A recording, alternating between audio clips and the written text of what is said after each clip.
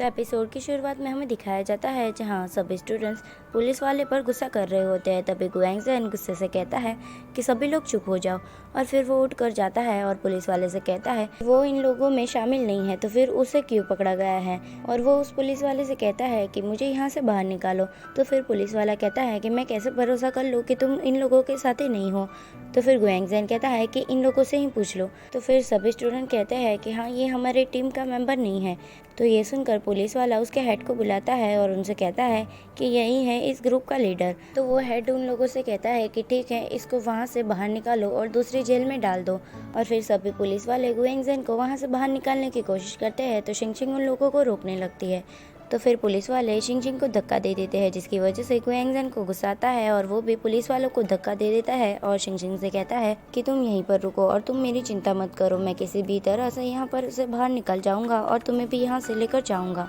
और फिर सभी पुलिस वाले उसे लेकर वहाँ से चले जाते हैं। और फिर हमें शिया को दिखाया जाता है जहाँ पर वो उसी पुलिस स्टेशन के पास आई होती है और वो वहाँ के हेड को बुलाकर कहती है कि इन सारे स्टूडेंट्स को मार दो। तो ये सुनकर वो हेड कहता है कि मैं इनको किस रीज़न की वजह से मार दूँ, क्योंकि मैंने इन्हें मार दिया तो फिर सभी लोग मुझसे रीज़न पूछेंगे। तो शिया कहती है कि कोई ना कोई रीज़न ढूंढो और इन लोगों को मार दो, और अगर तुमने इन लोगों को नहीं मारा तो फिर उसके बदले में मैं तुम्हें मार दूंगी।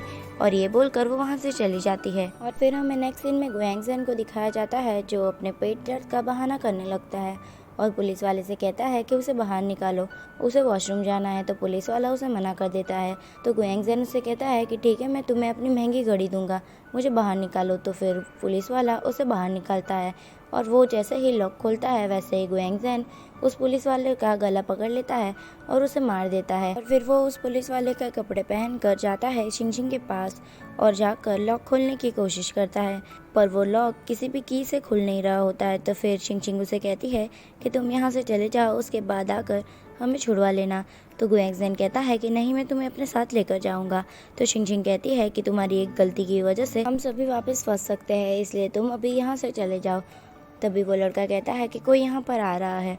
तो फिर गुएंगजेन लॉक छोड़कर वहाँ से बाहर निकलने की कोशिश करता है और वो जैसे तैसे कर वहाँ से बाहर निकल जाता है। और दूसरी तरफ गुएंगजेन के डैड को उनका बटलर कहता है कि गुएंगजेन को पुलिस वालों ने पकड़ लिया है। तो ये सुनकर गुएंगजेन के डैड कहते हैं कि चलो जल्दी से उसे छुड़वाने के लिए, और वो जाते हैं गुएंगजेन को वहाँ से लेने के लिए। और वहाँ पर शिंगशिंग गुएंगजेन के डैड को देखती है और उसे पता चलता है कि ये गुएंगजेन के डैड है। और यहाँ गुएंगजेन के डैड जाते हैं जहाँ पर गुएंगजेन कैद था, और वहाँ पर वो डेड बॉडी देखकर बहुत ही ज़्यादा डर जाते हैं, पर वो देखते हैं कि वो गुएंगजेन नहीं है। तो फिर वो पुलिस वाले से कहते हैं कि अगर मेरे बेटे को कुछ हो गया तो मैं तुम्हें छोड़ूंगा नहीं। और ये बोलकर वो जैसे ही वहाँ से बाहर निकलते हैं तभी उसका बॉडीगार्ड आकर कहता है कि गुएंगजेन घर पर आ चुके हैं और वो आपका वेट कर रहे हैं। और फिर हमें गुएंगजेन को दिखाया जाता है जहाँ पर वो उसके डैड का वेट कर रहा होता है। तभी वहाँ पर उसके डैड आते हैं और वो उसके डैड को जैसे ही सिचुएशन एक्सप्लेन करने जा रहा होता है तभी उसके डैड उसे एक थप्पड़ लगा देते हैं और उससे कहते हैं कि तुम्हें इन सब चीज़ों में पढ़ने की कोई ज़रूरत नहीं थी, तुम्हारी वहाँ पर जान भी जा सकती थी, तुम्हें इन सब चीज़ों में पढ़ने की क्या ज़रूरत थी। तो फिर गुएंगजेन गुस्से से रोते हुए चिल्ला कर कहता है कि वहाँ पर बेकसूर स्टूडेंट्स फंसे हुए हैं, हमें उनको छुड़वाना चाहिए। तो गुएंगजेन के डैड उसे मना कर देते हैं। तो गुएंगजेन कहता है कि ठीक है, आप कुछ भी मत करो, मैं जाकर सब कुछ कर लूँगा। और फिर वो वहाँ से जाने लगता है। तभी गुएंगजेन के डैड का बटलर उसे पकड़ लेता है और गुएंगजेन के डैड आकर उसे पीछे से एक रॉड से मारते हैं और उसे वहीं पर बेहोश कर देते हैं। और गुएंगजेन के डैड उसके बटलर से कहते हैं कि जाओ, जाकर अभी की अभी ट्रेन की टिकट बुक करवाओ और इसे लेकर वापस घर चले जाओ। और दूसरी तरफ हमें शिंगशिंग को दिखाया जाता है जो गुएंगजेन का वेट कर रही होती है। और फिर हमें गुएंगजेन को दिखाया जाता है जिसे ट्रेन में होश आता है और वो देखता है कि वो अभी ट्रेन में है। तो फिर वो उठकर वहाँ से जाने लगता है। तभी उसके डैड का बटलर आकर उसे कहता है कि तुम यहाँ से नहीं जा सकते।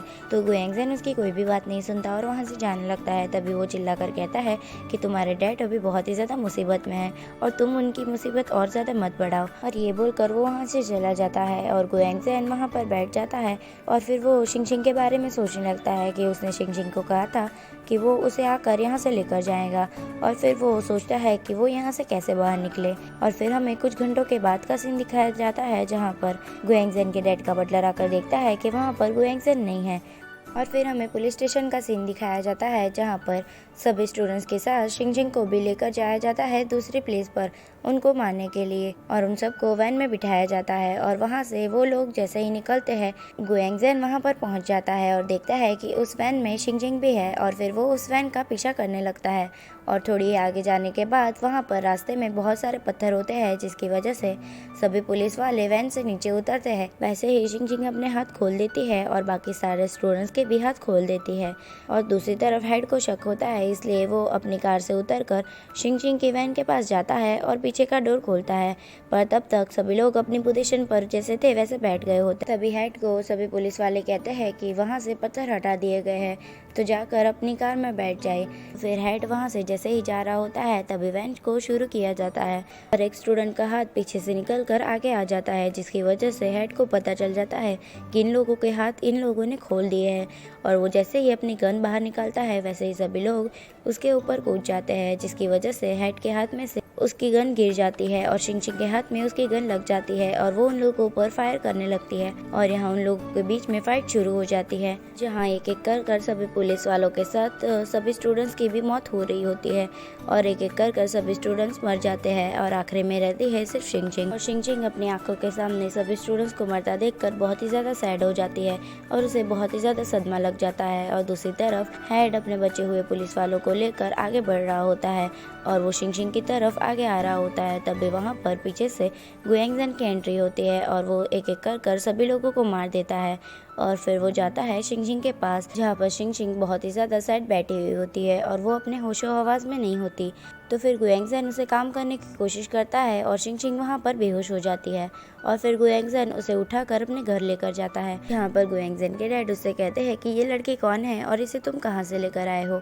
तो गुएंगजेन उनकी कोई बात नहीं सुनता और शिंगजिंग को लेकर उसके रूम में जाता है और उसे सुला कर वापस आता है और उसके डैड से कहता है कि मैं इस लड़की को उसके घर पर छोड़ने के बाद मैं ट्रेन से वापस घर पर चला जाऊंगा। तो फिर गुएंगजेन के डैड कहते हैं कि ठीक है, जाओ, जाकर इस लड़की को उसके घर पर छोड़ कर आओ। और फिर हमें शिंगजिंग को दिखाया जाता है जिसे होश आ जाता है और उसकी मॉम उसके पास बैठी हुई होती है। और दूसरी तरफ फिर हमें गुएंगजेन को दिखाया जाता है जो ट्रेन से घर जा रहा होता है और वो बहुत ही ज़्यादा सैड होता है। और फिर हमें शिंगजिंग को दिखाया जाता है जो अभी तक उसी सदमे में होती है और उसकी आंखों के सामने बार बार वही मंजर घट रहा होता है। और फिर हमें नेक्स्ट मॉर्निंग का सीन दिखाया जाता है जहाँ पर शिंगजिंग आंदोलन के लिए जाती है और उसके साथ सभी स्टूडेंट्स भी होते हैं और वो जापानीज के खिलाफ आंदोलन कर रही होती है। तभी जापानीज पुलिस उसके सामने आती है और उसे पीछे हटने के लिए कहती है, पर शिंगजिंग पीछे नहीं हटती बल्कि वो उनके सामने आ रही होती है, जिसकी वजह से वहाँ पर उन लोगों के बीच में फाइट शुरू हो जाती है और सभी पुलिस वाले सभी स्टूडेंट्स और शिंगजिंग को लेकर जेल में कैद कर देते हैं। और फिर शिंगजिंग को लेने के लिए उसके डैड आते हैं और उसके डैड उसे जेल में से बाहर निकालने के बाद उसे घर पर लेकर जाते हैं और उसे बहुत ही ज़्यादा डांटते हैं और उसे कहते हैं कि अब से तुम्हारी पढ़ाई मैं रुकवा दूंगा और तुम अब यहाँ से कहीं नहीं जाओगी। और ये बोलकर वो वहाँ से चले जाते हैं। और फिर शिंगजिंग अपने रूम में आती है और वो उसके भाई के फ़ोटो को देखने लगती है और वो याद करती है कि उसके भाई ने उससे कहा था कि उसका सपना है कि वो उसके देश को दूसरी कंट्री से आज़ाद करवाए। और फिर हमें नेक्स्ट मॉर्निंग का सीन दिखाया जाता है जहाँ पर शिंगजिंग की मॉम उसके रूम में आती है और शिंगजिंग वहाँ पर नहीं होती। और फिर हमें गुएंगजेन के घर का सीन दिखाया जाता है जहाँ पर गुएंगजेन के ग्रैंडपा आए होते हैं और वो गुएंगजेन के डैड का वेट कर रहे होते हैं। तभी उनका बटलर आकर उससे कहता है कि गुएंगजेन के डैड अभी नहीं आ सकते, उन्हें कुछ काम है इसलिए वो 2 दिन के बाद आएंगे।